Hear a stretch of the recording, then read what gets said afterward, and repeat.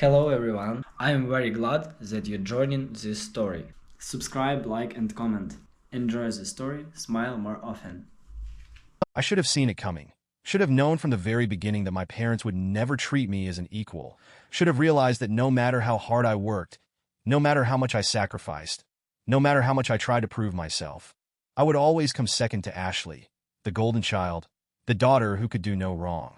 Growing up, the favoritism was obvious, almost suffocating in how blatant it was, but I learned early on to accept it, to keep my head down, to push forward without expecting fairness, because fairness had never been part of the deal. While I studied late into the night, saving every dollar I could, Ashley was given everything. New clothes, expensive vacations, a car on her 16th birthday, all without a single ounce of effort on her part. My parents justified it with empty words, telling me that she was fragile, that she needed more support, that I was strong enough to handle things on my own. And for years, I swallowed my resentment, convinced myself that it didn't matter, that as long as I worked hard enough, I could build my own success, that one day, none of it would affect me. But then my father died, and everything changed. Losing him was hard. Even with the strained relationship we had, even with the years of quiet disappointment I had carried, even with the knowledge that I had never truly been his priority. He had always been distant, more of a shadow than a real presence in my life, but in the moments that mattered, in the rare conversations we had that felt real, he had made one thing clear. When the time came, he would make sure I was taken care of, make sure that I got my fair share, make sure that even if Ashley continued to be their favorite, I wouldn't be left with nothing. And I believed him. I had trusted that despite everything, despite the years of neglect, despite the fact that Ashley had been the center of their universe for as long as I could remember, he wouldn't let them erase me completely.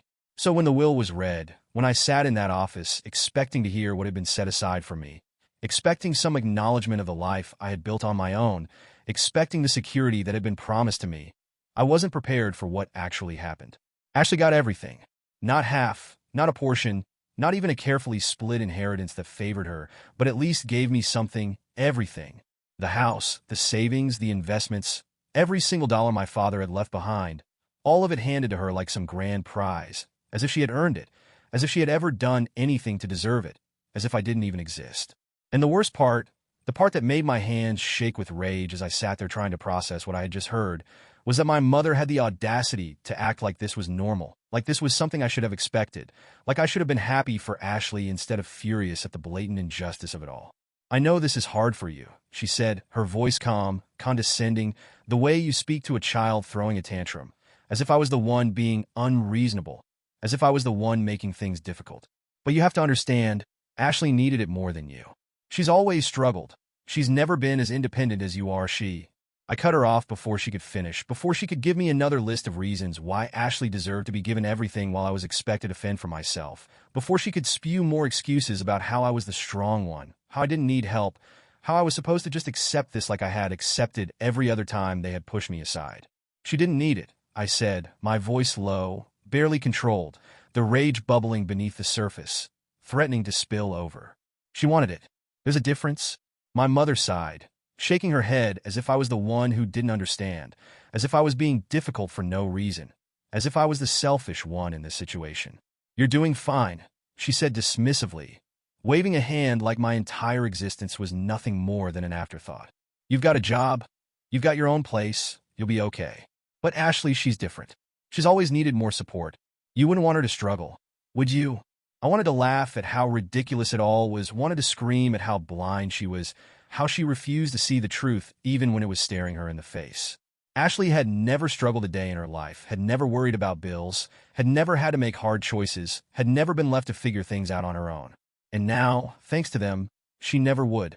I stormed out of that office without another word, without waiting for Ashley to gloat, without letting my mother lecture me on why I should be grateful for nothing. I drove home in silence, gripping the steering wheel so tightly my knuckles turned white, my thoughts racing, my mind replaying the conversation over and over, each word cutting deeper, each excuse fueling the fire burning inside me. That night, I opened my bank account and stared at the numbers on the screen, at the meager savings I had built through years of hard work, at the bills waiting to be paid, at the weight of responsibility pressing down on me. While across the city, Ashley was probably celebrating, probably drinking champagne in some high-end bar, probably laughing about how easy it had all been. And just as I was about to close the screen, my phone buzzed with a notification, an update from social media, a post from Ashley. She was in Paris, a first-class flight, a luxury hotel, a caption that read, "Living my best life. Thanks, Daddy." And that was it. That was the moment something inside me snapped. The moment I realized that being the bigger person had gotten me nowhere, that playing by the rules had left me with nothing, that no amount of hard work or sacrifice had ever been enough for them to see me as worthy. They had taken everything from me, but I wasn't just going to sit back and accept it. They wanted to pretend like I didn't exist? Fine. I was about to teach them a lesson they would never forget.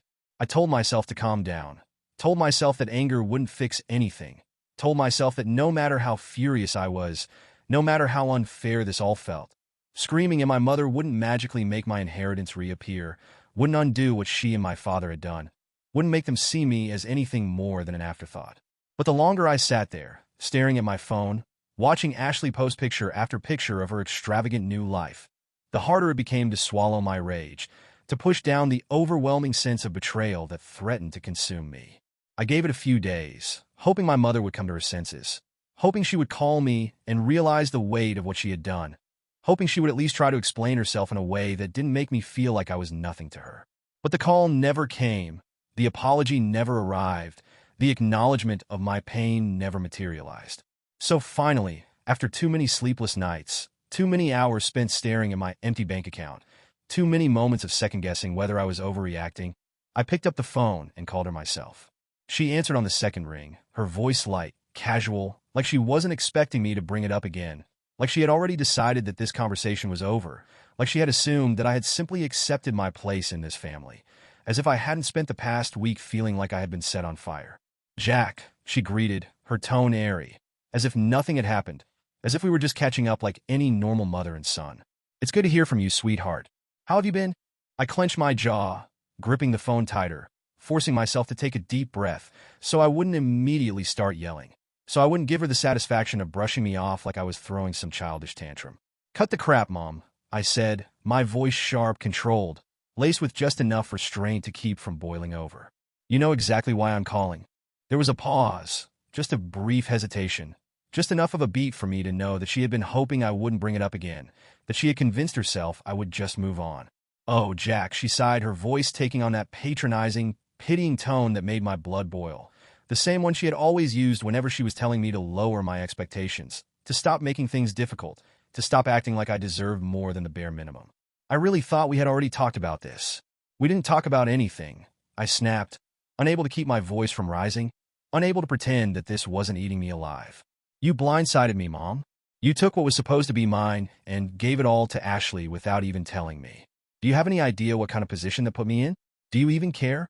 "Of course I care," she said, her voice tight now, defensive, as if my anger was some kind of personal attack against her, as if she was the victim in all of this. "But Jack, you have to be reasonable. You don't need that money the way Ashley does. You have a job. You're independent. You've always been able to take care of yourself. But Ashley, she's never had that kind of security, never had to be on her own like you have. She wouldn't know how to survive without it." I let out a bitter, humorless laugh, shaking my head even though she couldn't see me, even though I knew this conversation was pointless, even though I knew she would never understand how deeply she had cut me.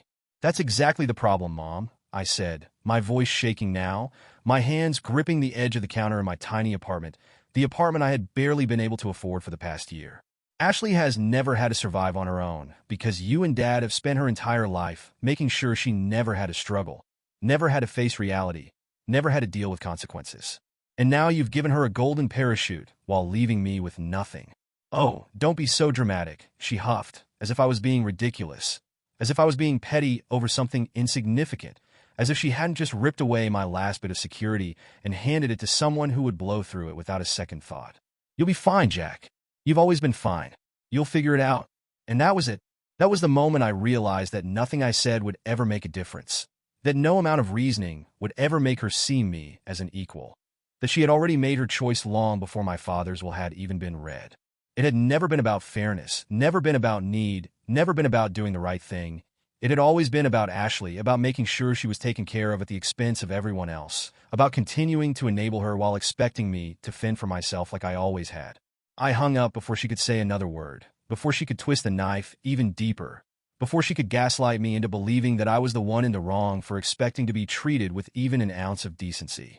And then, for the first time since all of this had started, I let myself feel the full weight of it, let myself acknowledge the reality of my situation, let myself fully accept that I was well and truly screwed. My rent was due in 2 weeks, and my bank account was dangerously close to zero.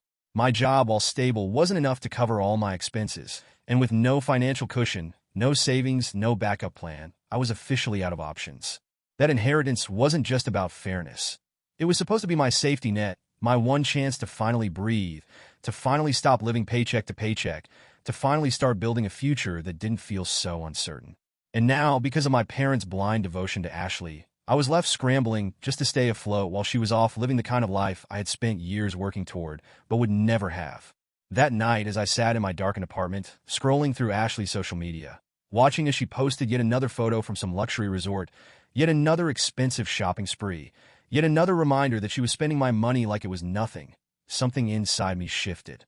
The anger that had been simmering beneath the surface for years finally boiled over, turning into something sharper, something colder, something that felt a lot like resolve. I had spent my entire life being the responsible one, the hardworking one, the one who did everything right. And what had it gotten me? Nothing. Ashley hadn't earned that money, hadn't struggled for it, hadn't sacrificed for it, hadn't done a single damn thing to deserve it. But I had. And if my parents thought they could take what was mine and hand it to her without consequences, if they thought I would just roll over and accept this, if they thought they could rob me blind and walk away without repercussions, then they were about to learn just how wrong they were. I wasn't going to beg. I wasn't going to reason. I wasn't going to waste another second trying to change their minds. I was going to take action, and it started with finding Ashley's biggest weakness. I had spent my entire life being the responsible one, the one who worked late hours, who saved every extra dollar, who planned for the future while everyone else lived recklessly, assuming there would always be someone to catch them when they fell.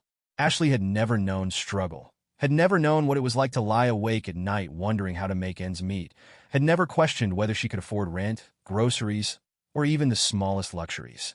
My parents had spent years shielding her from reality, acting as if she was incapable of standing on her own, treating her like some fragile doll while expecting me to carry my own weight without ever needing help. And now, after robbing me of my inheritance, after leaving me to drown while Ashley thrived, they were about to learn exactly what happened when the person they had taken for granted finally decided to fight back. I started small, gathering whatever scraps of information I could find, scrolling through Ashley's social media, watching as she flaunted her newfound wealth without a second thought, without an ounce of awareness, without a single moment of guilt. Every post was a reminder of what had been stolen from me. Every designer outfit, every overpriced meal, every photo of her sipping cocktails in some foreign country while I sat in my dark apartment, trying to figure out how to stretch my last few dollars until my next paycheck. And then, buried between the endless displays of excess, I found exactly what I was looking for. A comment from one of her friends, something seemingly harmless, something that most people wouldn't have thought twice about. "Damn, girl, how do you afford all this? Last time I checked, you didn't even have a job." That was it. That was the crack in the foundation. That was the confirmation I needed. Ashley wasn't just living off my stolen inheritance. She was burning through it at an insane rate.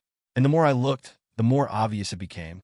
Expensive weekend getaways, new luxury handbags every few weeks, 5-star hotels, spa days, endless shopping sprees. It was all mindless spending with no plan, no restraint, no concern for the future. She had never had a budget, never had to think ahead, never had to ask herself what would happen when the money ran out, because she had always known that my parents would step in to save her. And that was where her weakness lay, because without them, she had nothing.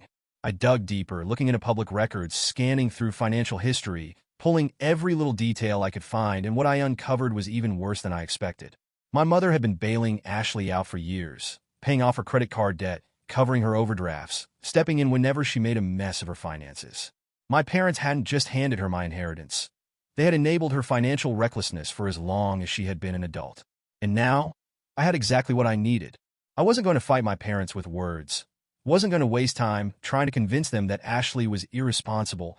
Wasn't going to sit through another conversation where they brushed me off like I was crazy for expecting fairness. I was going to hit them where it hurt the most, financially. The plan came together slowly, carefully, a strategy designed not just to expose Ashley's recklessness, but to make sure my parents saw it firsthand. I wasn't going to destroy her. I was going to let her destroy herself. First, I needed Ashley to dig her own grave. I knew she wasn't the type to think ahead, wasn't the type to question where her next check was coming from, wasn't the type to stop herself from spending until she physically couldn't anymore. And that meant, at the rate she was going, she would burn through the money faster than she realized. All I had to do was sit back and wait, watching as she drained herself dry without ever realizing what was happening. But that wasn't enough, because if she ran out of money and my parents simply bailed her out again, nothing would change. She would cry, they would panic, they would dip into their own savings to clean up her mess, and the cycle would continue. No, I needed to make sure that when she hit rock bottom, there was no safety net waiting for her, which meant I had to take away her only backup plan, our parents. Ashley's entire life had been built on the assumption that my mother and father would always be there to catch her when she fell. And as long as they had the means to do that, they would never stop enabling her, never stop making excuses, never stop treating me like I was the selfish one for expecting fairness. So I started planting seeds of doubt, small things at first, casual mentions of financial struggles, subtle hints that maybe, just maybe, they weren't as secure as they thought they were. I knew my mother worried about money, knew she stressed over retirement, knew she always had an underlying fear of financial instability. So I played on that and made small comments about rising costs, about economic downturns, about unexpected expenses that could hit at any time. And then, when the time was right, I made sure she saw Ashley spending for herself. I accidentally forwarded her one of Ashley's Instagram stories, one where she was bragging about dropping thousands of dollars on a shopping spree, laughing about how she had no budget because she was living her best life. I made sure to include a message, something short, something that would dig under her skin, something that would force her to question everything. Glad to see my inheritance is going to good use. I knew my mother would panic. I knew she would start paying closer attention. I knew she would begin to question Ashley in ways she never had before. And sure enough, a few days later, Ashley sent me a furious text, filled with all-caps rage, accusing me of turning Mom against her, demanding to know why I was stirring up drama, whining that Mom had suddenly started asking her questions about her finances. I smiled. The plan was working. Ashley was going to run out of money sooner than she thought. And when that happened, for the first time in her life, my mother wasn't going to be there to save her. And when she finally came crashing down, when she finally realized that there was no one left to bail her out, when she finally understood what it felt like to struggle the way I had for years, that was when she would learn the lesson she should have learned a long time ago. But this was just the beginning, because the real downfall was still ahead. I had spent my entire life watching Ashley manipulate our parents, watching her get away with every mistake, every failure, every reckless decision, because she always knew that in the end, someone would swoop in to clean up the mess before she ever had to face the consequences. She had never been told no, never been left to figure things out on her own, never had to wonder what it was like to struggle, because every single time she got into trouble, my parents had been right there, ready to throw money at the problem and make it go away. And now, after taking what was supposed to be mine, after spending my inheritance like it was her personal play money, she was about to get a very harsh introduction to reality. I had already planted the seeds of doubt in my mother's mind, already made her start questioning whether handing everything to Ashley had been the right choice, already given her just enough of a reason to second-guess the way she had always handled things. But doubt alone wasn't enough. If I wanted to truly shake their faith in Ashley, if I wanted to make sure they finally saw the truth about her, if I wanted to make sure that when she came begging for help, they actually hesitated for once in their lives, then I needed to force Ashley to fail. And that meant setting a trap that she wouldn't be able to resist. I started with something simple, something that wouldn't immediately raise suspicion, something that would let her dig her own grave without even realizing it. I had been keeping tabs on her spending, watching as she bounced from one luxury purchase to the next without a second thought, and I knew that if I gave her the opportunity to overextend herself even further, she would take it without hesitation. So I called in a favor. A friend of mine worked as a high-end event planner, the kind who dealt with wealthy clients looking for extravagant experiences, the kind of people Ashley desperately wanted to be seen as, the kind of people she believed she belonged with. I had him reach out to her, posing as someone scouting for influencers to attend an exclusive private event, a luxury weekend retreat, all expenses paid, where she could rub elbows with the elite, where she could show off her glamorous lifestyle to an audience that would validate everything she wanted to believe about herself. There was only one catch. She had to put down a massive deposit to secure her spot, a deposit that would, of course, be non-refundable. I didn't have to wait long to hear the results. 2 days later, I got a message from my friend, letting me know that Ashley had wired the money without hesitation, dumping thousands of dollars into a once-in-a-lifetime experience that didn't actually exist. She hadn't asked questions, hadn't done her research, hadn't even paused to consider whether it was a scam. Because why would she? She had never needed to think about money before, had never needed to make careful financial choices, had never needed to be responsible for anything. And now, for the first time, she had thrown away an enormous amount of cash with no way to get it back. It only took another week for the panic to set in. Ashley had always lived by the idea that money was infinite, that it would always be there when she needed it, that she could spend as much as she wanted without consequence because my parents would always step in before things got too bad. But now, her accounts were draining faster than she realized. The inheritance she had been given disappearing under the weight of her own recklessness. The reality of her financial situation creeping up on her like a slow-moving disaster she couldn't escape from. And right on schedule, just as I knew she would, she ran straight to our mother for help. The call came while I was eating dinner, my phone buzzing with a message from my mother that was so predictable it almost made me laugh. Ashley's having a hard time right now. She just needs a little help getting back on her feet. I know you're upset about everything, but try to understand. She's not as strong as you are. I closed my eyes, exhaling slowly, gripping the edge of the table as I reminded myself that this was exactly what I had been waiting for, exactly what I had planned for, exactly the moment I had been working toward. Because this time, my mother didn't immediately offer her money. She was hesitating. It wasn't much, just a flicker of uncertainty, just the smallest crack in the unwavering support she had always given Ashley, just the briefest pause before rushing to fix everything. But it was enough. I could hear it in Ashley's voice when she called me later that night, her tone sharp, laced with frustration, filled with the kind of desperation that told me things were finally starting to unravel. "What the hell did you say to Mom?" she demanded, skipping past any pretense of civility, not even trying to pretend she wasn't in trouble. "Why is she acting weird? She always helps me, Jack. Always. But now she's suddenly asking me why I need the money? What did you do?" I smirked, leaning back in my chair, letting the silence stretch between us just long enough to make her squirm, just long enough for her to realize that whatever was happening, whatever shift was taking place, she had no control over it. "I didn't do anything, Ashley," I said finally, my voice calm, casual, the kind of tone that I knew would piss her off even more. Maybe she's just starting to see things clearly for the first time. She scoffed, letting out a bitter laugh, the sound edged with just enough nervousness to tell me that, deep down, she knew I was right. "You're loving this, aren't you?" she hissed, her voice low, furious, dripping with venom. "You're sitting there, watching me struggle, just waiting for me to fail." I tilted my head, considering my response, knowing that whatever I said next would only push her further over the edge, knowing that she was already teetering on the brink, knowing that this was only the beginning of her downfall. "I don't have to wait, Ashley," I said simply, my voice smooth, even unwavering. "You're doing a pretty good job of that all on your own." And then, before she could respond, before she could throw another insult, before she could try to blame me for her own mistakes, I hung up. Because Ashley wasn't spiraling yet. But she would be soon. And when she finally hit rock bottom, when she finally realized that she had no money left, no parents left to bail her out, no escape from the mess she had created, she would have no choice but to face the truth. And that was when she would learn the lesson she should have learned a long time ago. Because this wasn't just revenge. This was justice. Ashley had always lived under the illusion that money was an endless resource, something that would always be there when she needed it, something she never had to earn, something that would magically replenish itself no matter how much she wasted. She had never once stopped to consider that there might come a day when there was nothing left, when the endless stream of luxury would dry up, when the life she had taken for granted would suddenly become unsustainable. And now, for the first time in her life, she was finally being forced to face the consequences of her actions, and I was going to make damn sure that no one swooped in to save her. After our last conversation, after the moment I had planted that final seed of doubt in her mind, Ashley had gone into full panic mode. She must have sensed it. Maybe not fully, maybe not consciously, but on some level.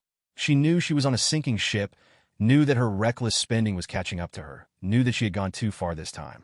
She tried to hide it at first, still posting on social media, still pretending like everything was fine, still curating an image of wealth and excess even as her accounts bled dry. But the cracks were starting to show. The designer handbags she once flaunted so proudly, mysteriously up for sale. The frequent vacations she once boasted about, suddenly canceled. The expensive dinners, the high-end spa days, the constant shopping sprees. all noticeably absent from her social media. And even though she was trying desperately to keep up appearances, even though she was still posting throwback photos and pretending like she was just taking a break from her lavish lifestyle, it was obvious to anyone paying attention that something was wrong. And I knew my mother had started to notice. At first, she was in denial, brushing off Ashley's financial struggles as temporary, convinced that things would somehow work themselves out, convinced that Ashley just needed a little adjustment period after inheriting so much money at once. But the more she saw, the more she realized that Ashley wasn't adjusting. She was drowning. And then, just like I knew she would, my mother panicked. She called me late one evening, her voice filled with a tension I hadn't heard before, a tightness that told me she was finally starting to understand what she had done. "Jack," she started, her tone hesitant, unsure, as if she was struggling to find the right words. I think Ashley might be having some financial troubles. Have you talked to her recently?" I smirked, leaning back in my chair, savoring the moment, knowing that this was the beginning of the end for both of them. "No, Mom," I said, keeping my voice neutral, casual, like I wasn't fully aware of every single detail of what was happening. "Why? What's going on?" She sighed heavily, and I could practically hear the guilt creeping into her voice, could practically feel the weight of her regret pressing down on her. "I don't know exactly," she admitted, and for the first time in my life, she actually sounded unsure of herself. "But she called me the other day asking for help, said she needed a little extra money to get through the month. And when I asked her why, she got defensive. I think she might have spent more than she realized." I hummed in response, pretending to be deep in thought, pretending like this was new information, pretending like I hadn't been orchestrating this moment from the very beginning. "That's strange," I said, dragging out the pause just long enough to let her own mind fill in the blanks. "I mean, she got everything from Dad's will, right? That's a lot of money. How could she possibly have spent it all so quickly?" The silence on the other end was deafening, because now, for the first time, my mother had to say it out loud. She had to admit to herself that Ashley had been reckless, that Ashley had been irresponsible, that she had blindly handed over everything without thinking about whether Ashley was even capable of handling it. And now, when Ashley was drowning in debt, when she was desperate for help, when she was finally suffering the consequences of her own greed, there was no money left to save her. "I don't know," my mother whispered, and for the first time in my life, she actually sounded lost. "I thought I was doing the right thing, Jack. I thought she needed it more than you. I thought she would be okay. I could have said it then. I could have rubbed it in her face, could have reminded her of every conversation we had where she dismissed my concerns, could have thrown her words back at her, could have said, 'I told you so,' but I didn't, because I wasn't done yet. Instead, I stayed silent, letting her sit with that guilt, letting it sink in, letting her realize on her own just how badly she had screwed up. And Ashley was spiraling. She had maxed out her credit cards, had drained every last bit of cash she had access to, had burned through my inheritance without a second thought, and now she was trapped. I watched from the sidelines as she desperately tried to fix the situation, as she begged mutual friends for loans, as she pawned off designer items just to keep up appearances, as she tried to sell luxury goods at a fraction of their price, just to scrape together enough money to stay afloat. But it wasn't enough. Because the thing about reckless spending is that it's easy to do when the money is flowing, but when it stops, when reality hits, when the bills pile up and the safety net is gone, that's when the real desperation kicks in. And that was exactly where I needed her to be. Because when people get desperate, they make mistakes. And I was counting on Ashley making one final, catastrophic mistake. Something that would shatter the last bit of faith my mother had in her. Something that would prove once and for all that I had been right. Something that would make it impossible for my parents to ever look at her the same way again. And when it happened, when she finally did the one thing she could never take back, when she crossed that final line, that was when I would make my move. Ashley had always taken what she wanted without hesitation, never stopping to think about the consequences, never considering that there might come a day when her actions would finally catch up to her. She had lived her entire life believing that there would always be someone to clean up the mess, that no matter how reckless or selfish she was, there would always be a safety net waiting to catch her before she hit the ground. But the difference this time, the thing she had never expected, the one thing she had never prepared for, was that for the first time in her life, there was no one left to save her. I had made sure of it. For weeks, I had watched as she spiraled, as her spending habits caught up with her, as she tried and failed to find a way out, as her carefully constructed illusion of wealth and security crumbled beneath her. She had no more credit cards to max out, no more expensive items to sell, no more excuses to hide behind. And with our mother hesitating, with the one person she had always relied on suddenly unwilling to throw more money at her problems, she had only one option left. She had to take it. I had seen it coming from a mile away, had known the moment she realized there were no more lifelines left that she would do exactly what she had always done, take what didn't belong to her. And that's exactly what she did. It started with something small, something she thought no one would notice. A few $100s withdrawn from my mother's account, a minor dent in her savings. Nothing that would immediately raise suspicion. But desperation has a way of making people reckless, and Ashley was no exception. When she saw that nothing happened, when she realized that my mother hadn't noticed right away, she pushed further, withdrawing more, taking larger amounts, convincing herself that she could keep going without getting caught. But she did, because I made sure of it. I had already been keeping an eye on my mother's accounts, already watching for signs that Ashley might try something, already waiting for the moment when her greed would finally betray her. And when I saw the withdrawals, when I saw the increasing amounts, when I saw just how deep she was digging herself in, I knew it was time to strike. I didn't tell my mother right away. No, that would have been too easy, too simple, too quick. I needed her to see it for herself, needed her to experience that moment of shock, of disbelief, of heartbreak, needed her to truly feel the weight of Ashley's betrayal. So instead of warning her, instead of stepping in to stop it, I let it continue for a little while longer, just enough for the damage to become undeniable, just enough for my mother to see the truth with her own eyes. And then, one afternoon, I sat across from her at the small kitchen table in her home, the same home she had refused to sell because she had wanted to keep it in the family, the same home that she had given Ashley everything to protect. I pulled out my phone, opened the banking app, and turned the screen toward her, my voice calm, steady cold. "Check your account, Mom," I said, watching as her eyes flickered with confusion, watching as she hesitated before reaching for her own phone. She frowned, clearly not understanding at first, clearly expecting to see nothing unusual, clearly still unwilling to believe that Ashley was capable of something like this. But then, as she scrolled, as her expression shifted from confusion to realization to absolute horror, I saw it.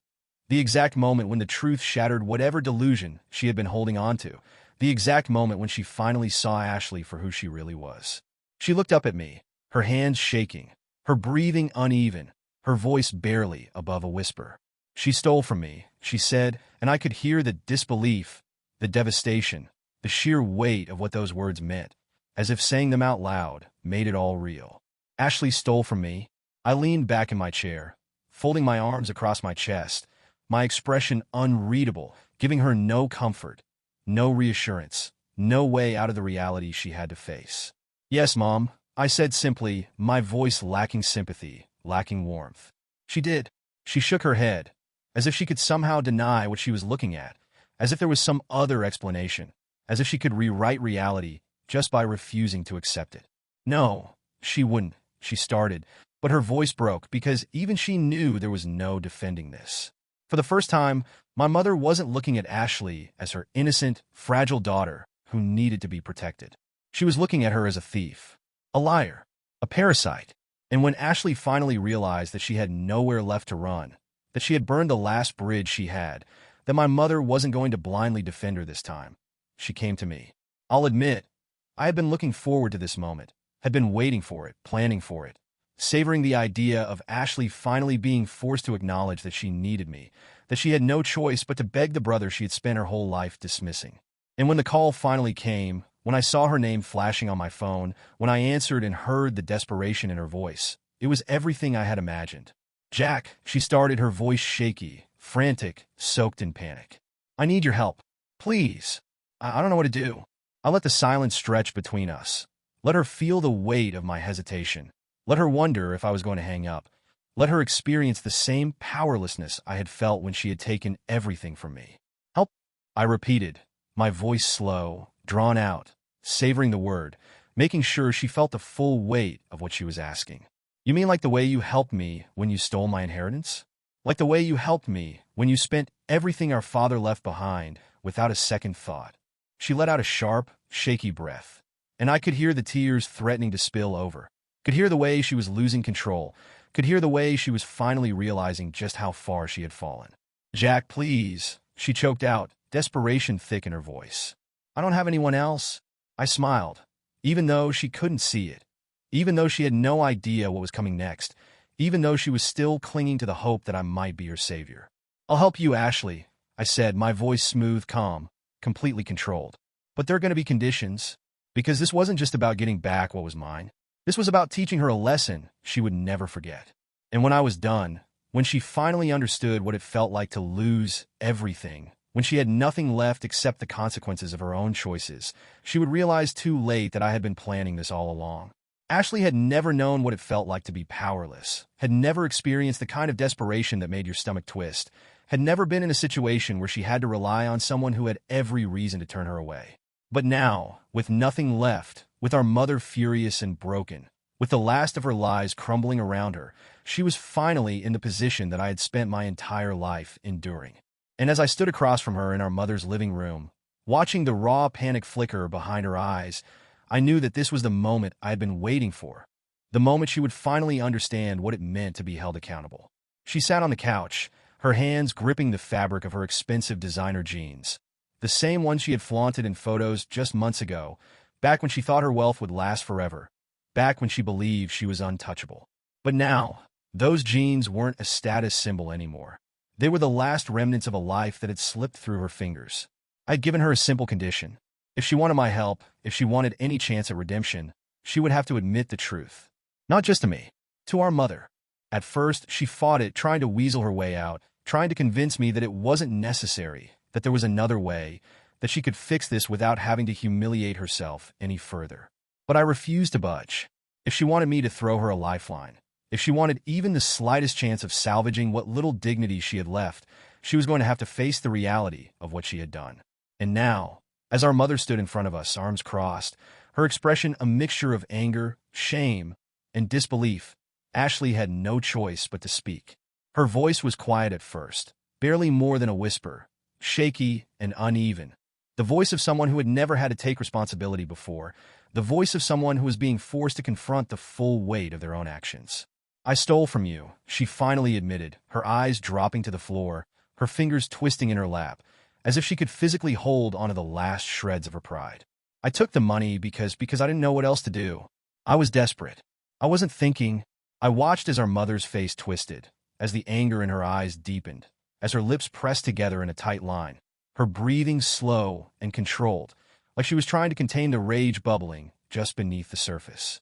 "You weren't thinking?" she repeated, her voice sharp, cutting through the silence like a knife. "Ashley, do you even understand what you've done? You didn't just make a mistake. You betrayed me. You stole from your own mother, from the same person who gave you everything without hesitation, from the same family that has always put you first." Ashley flinched at the words, shrinking into herself, and for the first time, I saw something in her that almost looked like shame. But I wasn't about to let her off the hook that easily. I took a step forward, my voice steady, firm, unwavering. "She didn't just steal from you, Mom," I said, making sure every word hit with the weight it deserved. "She took from both of us. She spent my inheritance without a second thought, lived off money that was supposed to give me a future, acted like it was hers to burn through while I was struggling to make ends meet. And you let her." My mother's expression faltered, and for the first time, I saw it. The guilt, the realization, the understanding that this wasn't just about Ashley's actions, that she had played just as big a role in this downfall as Ashley had. She had enabled it. She had made excuses. She had chosen Ashley over and over again, even when it was clear that Ashley didn't deserve it. And now, faced with the truth, she had nowhere left to hide. The silence stretched between us, heavy and suffocating, until finally, my mother let out a slow, shaky breath, her shoulders slumping as if the weight of her mistakes had finally settled on her. She turned to Ashley, her voice quiet, but filled with something I had never heard before when she spoke to her, a finality, a true sense of disappointment. "You took everything we gave you," she said, shaking her head, her voice laced with exhaustion. "And you wasted it. And then, when you ran out, instead of owning up to it, instead of trying to fix it, you stole from your own family." Ashley swallowed hard, tears brimming in her eyes, but my mother didn't reach for her, didn't try to comfort her, didn't do what she had always done in the past. Because this time, there were no excuses left. This time, Ashley was alone. I turned to my mother, knowing this was my moment, knowing that this was when I had to take what was mine. "I want what's left," I said, my voice calm, measured, firm. "Whatever is still there, whatever my father left behind that she didn't get her hands on, I want it. No arguments. No negotiations. I earned that money, Mom. You know I did. She looked at me then, really looked at me, and I saw the regret in her eyes, saw the way she had finally come to terms with what she had done, saw the way she finally understood that I had never been the villain in this story. She nodded, slow and deliberate, her voice hollow when she spoke. It's yours. Ashley let out a sharp breath, as if she had been punched in the stomach, as if she had just realized that she had lost everything. And I felt nothing. No triumph. No satisfaction. No overwhelming sense of victory. Because this was never about revenge. This was about justice. And as I stood there, looking at my mother, looking at my sister, looking at the broken pieces of the family that had never really been mine to begin with, I realized something. They had spent their entire lives believing they could make whatever choices they wanted without consequence, believing they could betray me, discard me, leave me behind, and never look back. But now, they were the ones who had been left behind, and they had no one to blame but themselves. Ashley sat across from me, her eyes hollow, her once proud posture slumped, her designer clothes now wrinkled and lifeless, as if they no longer carried the power she had always relied on. She looked nothing like the sister I had grown up with, nothing like the spoiled, entitled girl who had once strutted through life believing she was untouchable. The arrogance, the smugness, the careless confidence, it was all gone now, stripped away piece by piece, leaving behind nothing but the reality she had spent her entire life running from. And for the first time, I could see it clearly in her expression. She finally understood what she had done. My mother sat beside her, silent, her hands clasped tightly in her lap, her lips pressed together, as if she was physically holding back the words she so desperately wanted to say. She had aged in the past few weeks, the stress of everything finally catching up to her, the weight of her decisions now an unbearable burden she could no longer ignore. She had spent her entire life protecting Ashley, making excuses for her, bending over backward to shield her from the consequences of her own mistakes. But now, as she sat there, staring at the daughter she had once placed on a pedestal, there was nothing left to protect. Because Ashley was ruined. Financially, emotionally, completely and utterly alone. And for the first time in my life, I had the power. I could take everything. I could make sure neither of them ever recovered from this. Could press down on the wound and twist the knife until they were left with nothing but regret. Could walk away knowing that I had finally, completely won. But as I sat there, staring at the broken pieces of what had once been my family, I felt something unexpected creep into my chest. Exhaustion. Not satisfaction. Not victory. Just an overwhelming sense of tiredness, of years of resentment finally burning out, of a fire that had raged inside me for so long now reduced to nothing but embers. I had spent my whole life fighting to be seen, to be acknowledged, to be treated as more than just an afterthought. And now, when I had finally gotten exactly what I had wanted, when my mother had finally looked me in the eye and seen me, truly seen me for the first time in her life, it didn't feel like a victory. It just felt empty. She cleared her throat then, her voice hesitant, softer than I had ever heard it before, the voice of a woman who had finally realized that she had made a mistake she could never take back. Jack, she started, her voice unsteady, uncertain, as if she knew there was no right way to say what she was about to say. I don't expect you to forgive me. I don't even know if I deserve to be asking for that. But I need you to know that I see it now. I see everything I did wrong. And she faltered, her breath catching, as if the weight of her own guilt had physically stolen the air from her lungs. I'm sorry. The words hung between us, heavy and fragile, too late to change anything, but still powerful enough to leave a crack in the wall of ice that had built up between us over the years. I let out a slow breath, rubbing a hand over my face, feeling the exhaustion seep into my bones. You don't get to be sorry now, I said, my voice calmer than I expected, quieter, less sharp than the anger I had once carried. You don't get to be sorry now that it's too late. You don't get to ask for forgiveness after spending my entire life making me feel like I wasn't enough, after taking everything I was supposed to have and giving it to someone who never appreciated it. You don't get to look at me now and tell me you finally understand. She nodded, a single, small movement, as if she had already known that was going to be my answer. And Ashley? She didn't say a word. She just sat there, her head bowed, her hands clenched into fists, the reality of her situation pressing down on her like an unbearable weight. She had spent years believing she was above me, years believing she would always have my parents to fall back on, years believing that no matter what happened, she would always win. But now, for the first time in her life, she had lost. She had lost everything. And I could make it worse. I could leave her with nothing. I could take whatever was left of our father's money. Could make sure she never recovered. Could make sure my mother spent the rest of her life regretting the choices that had led us here. I could destroy them completely. But as I looked at them, as I saw the guilt in my mother's eyes, the devastation in Ashley's, I realized that I didn't need to. Because they were already destroyed. They had already lost everything that mattered. And I didn't need to take anything more from them. Because sometimes, justice isn't about what you take. It's about what you leave behind. I pushed back my chair, standing slowly, letting the silence stretch between us, letting the weight of my final decision settle into the air. I wasn't going to take everything. I wasn't going to become them. I wasn't going to let their mistakes turn me into someone just as selfish, just as cruel, just as blind to the damage left in my wake. I was walking away.